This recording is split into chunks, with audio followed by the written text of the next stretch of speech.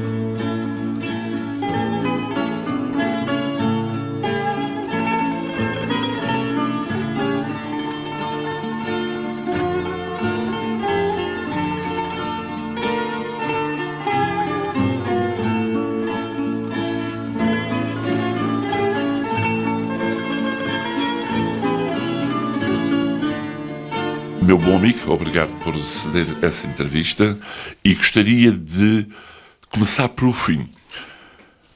Tudo, a sua vida toda até agora, continuaria da mesma forma, fazia tudo aquilo que fez até agora, ou mudaria alguma coisa da sua vida?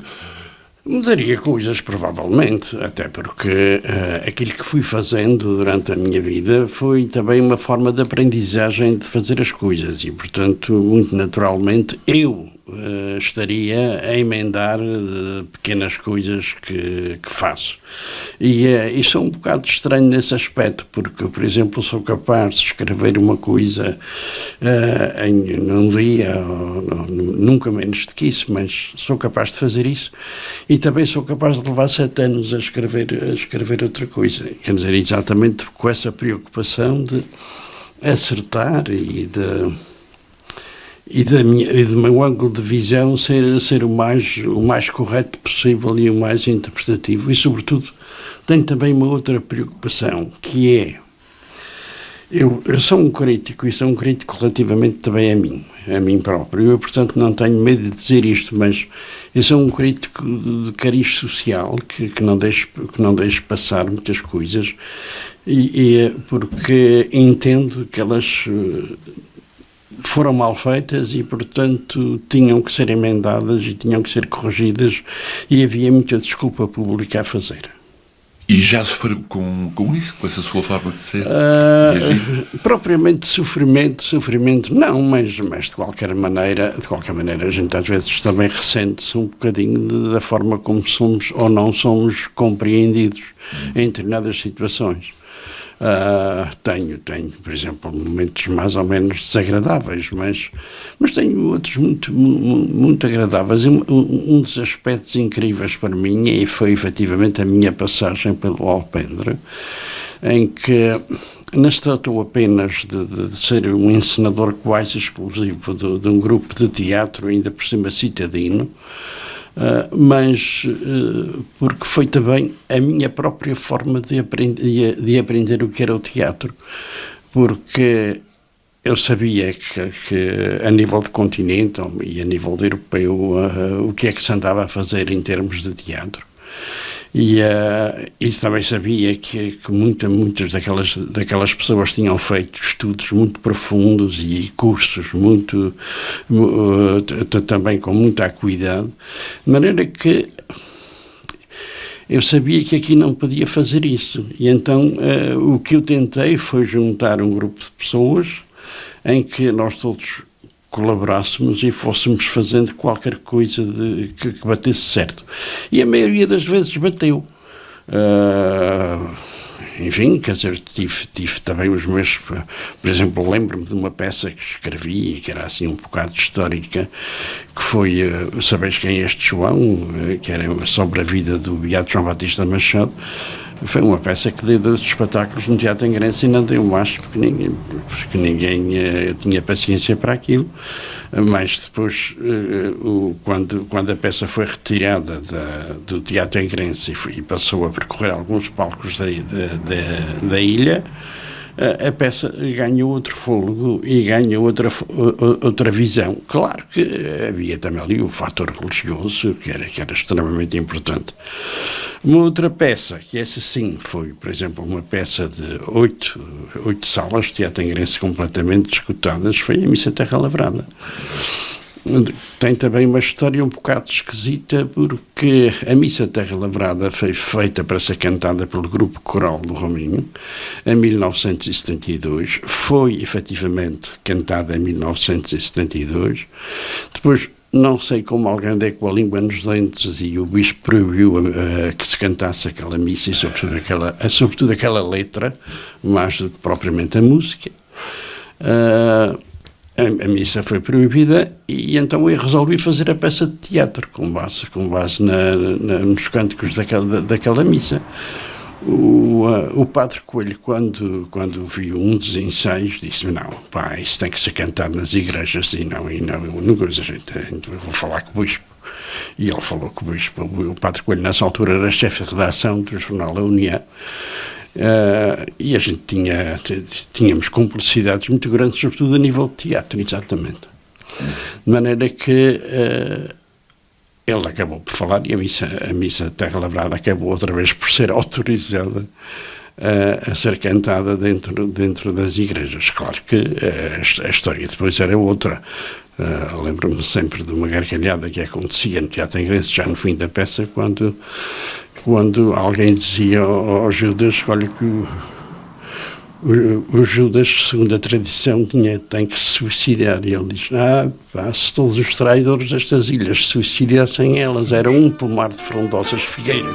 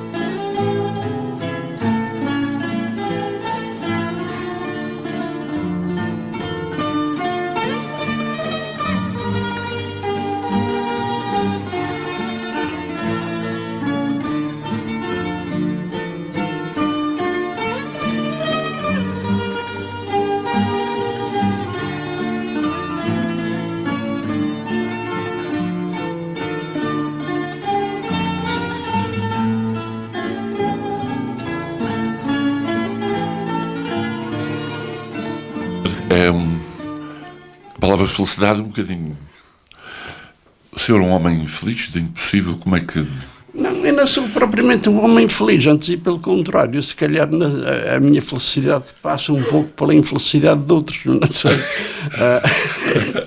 Mas de qualquer maneira, o que eu julgo é que não deixei de ser, ou melhor, fui um bom colaborador juntamente com os outros e discutíamos às vezes bastantes coisas, discutíamos soluções, sobretudo, discutíamos... Nunca tentou levar a sua avante? Não, quase sempre.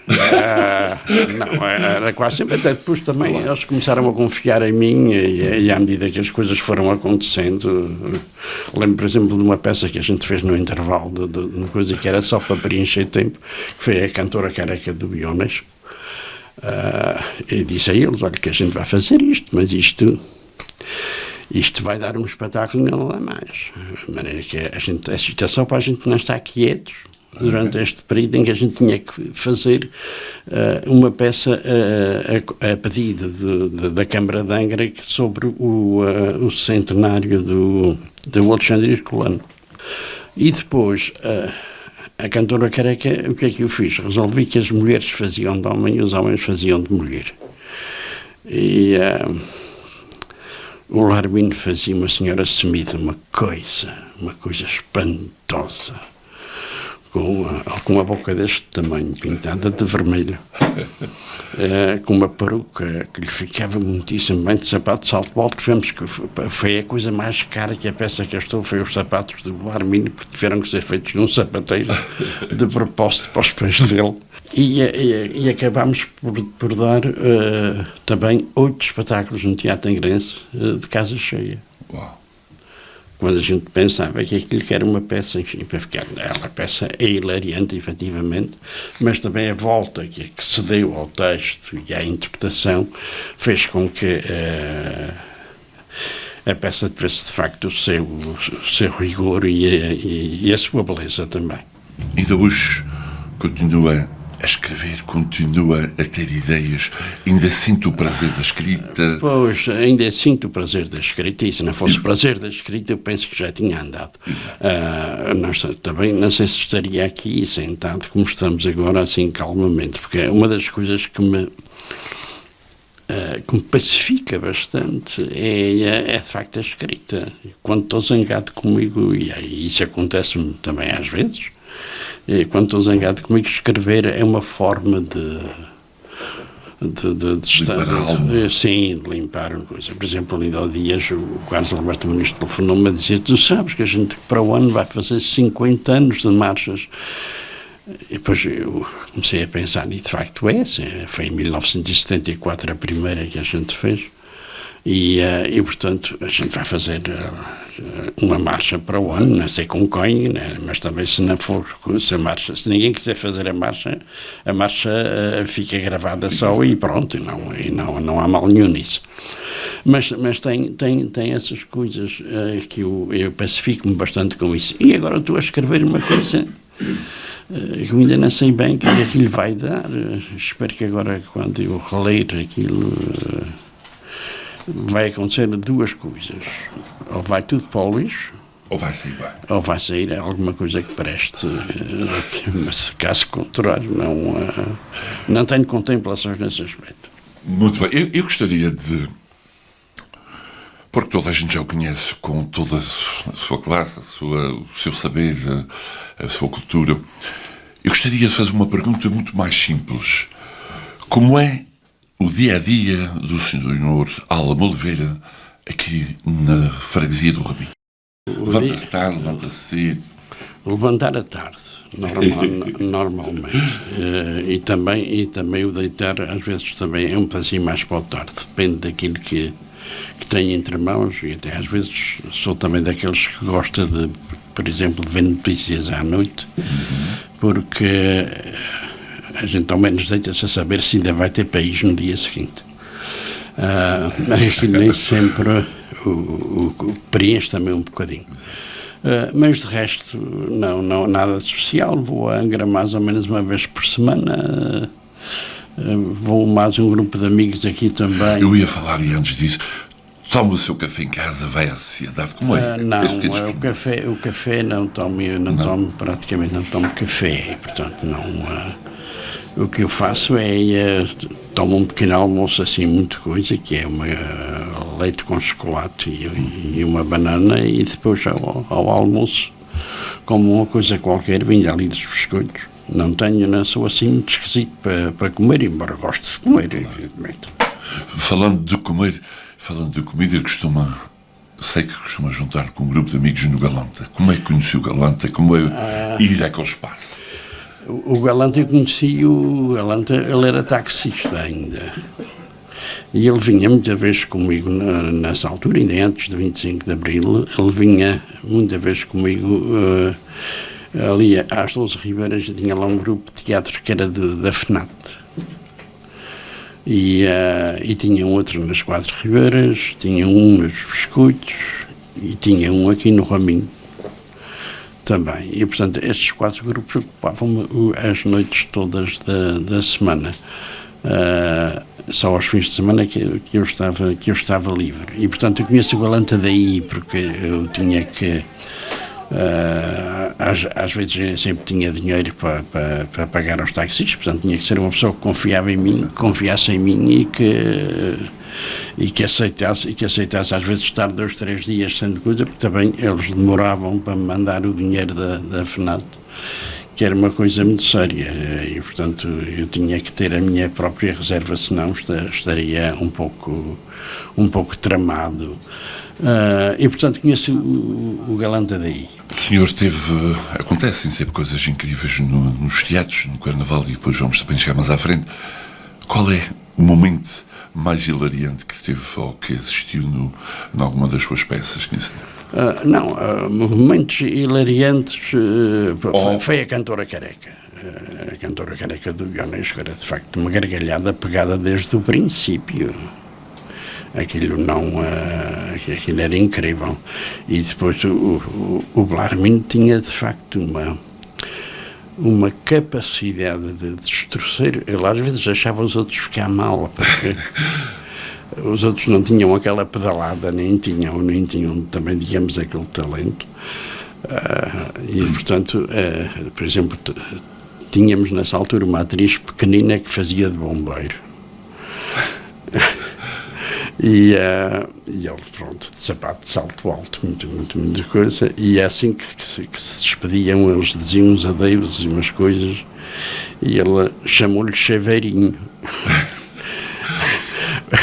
Aquilo amassou-se tudo, claro, não era impossível não resistir a desse Chaveirinho, pronto. O que é que sabia dizer mais do que aquilo? Mas essa peça era de facto uma peça hilariante.